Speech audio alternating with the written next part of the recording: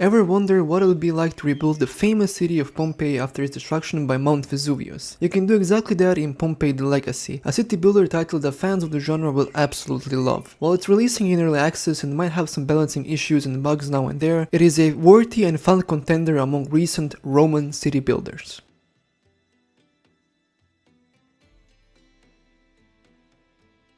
The first thing you do when you start the game is choose your game mode. Campaign mode functions like a tutorial, sandbox mode gives you the campaign story but with more freedom, and free roam mode lets you build and construct as you please. After that, you create your dynasty emblem and choose a family to play as. Each family offers different bonuses such as more gold or better farms. Once you're done customizing, it's time to have fun. In the early game, you'll focus on building your city's foundation. A great feature is the freedom to settle anywhere on the massive map, which offers a lot of replayability. You can choose to nestle closer to a mountain or down by a river, with each starting location providing different options. Pompeii the Legacy is a typical city builder, where you'll construct houses, manage food, develop technology, and even build armies, though limited in early access. However, what the game does exceptionally well is its progression system. Once you streamline the early stages and build the trading port, the complexity increases significantly. The game offers a good mix of micromanagement and macromanagement, with resources ranging from basic materials like iron and clay to luxury goods like cakes and medicine. Production chain requires multiple buildings, but the game never overwhelms you. In fact, the technology system is one of the easiest to understand in the game, allowing you to improve your city procedurally over time. The only complexity comes from managing two separate tech trees, one for production and one for society.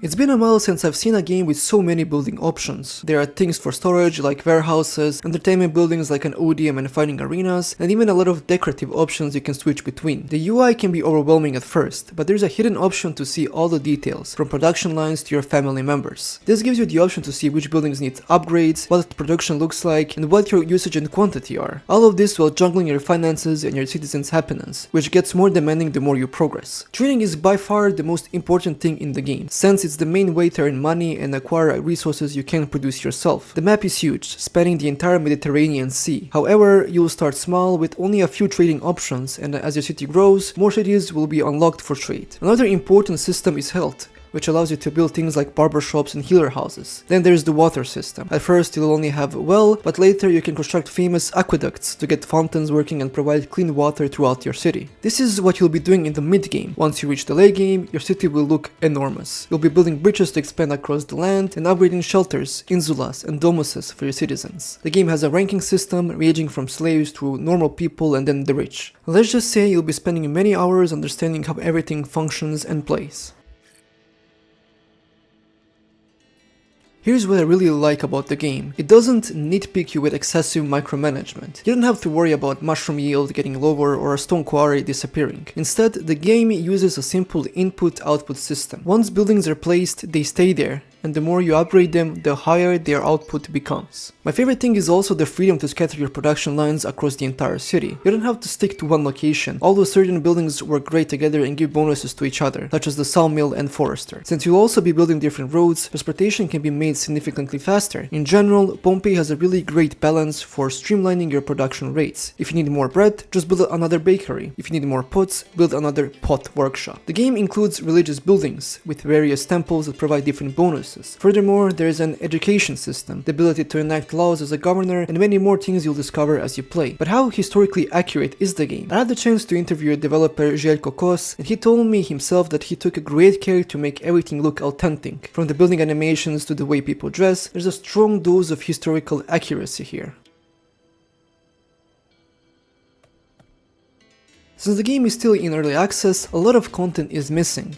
For instance, the military system is not fully functional, so your armies don't have a proper use yet. You also cannot interact with other cities or do things with your family, like proposing marriage or making allies. The game also tells you what features are not yet available. In addition, it still needs a lot of balancing in terms of production rates to make everything easier to manage. Additionally, I really wish the game had more events. In campaign mode, for example, you see ash from the volcano, which harms your farming production. The game also lacks a lot of interactivity beyond just building and expanding. You can destroy and collect things from the previous city's ruins, but this feature is quite minimal. Overall, you can expect to spend at least 10 to 15 hours on it before you feel like you've seen everything. In the end, Pompeii the Legacy was a really fun experience. You can see a lot of effort and love has been put into it, and it's genuinely a well-structured city builder. Once you get the hang of it and start playing, you won't be able to put it down. At least, that's what happened to me. I think this is due to the sheer amount of content already in the game, a progression system that is neither too fast nor too slow, and the fact that you are able to control what and how you do things. This game is perfect for newcomers to the city builder genre, but also for veterans who will find a lot of interesting ideas. I have been selected to manage a grand project, the restoration of our beloved city of Pompeii, which lies under the slopes of the majestic Vesuvius.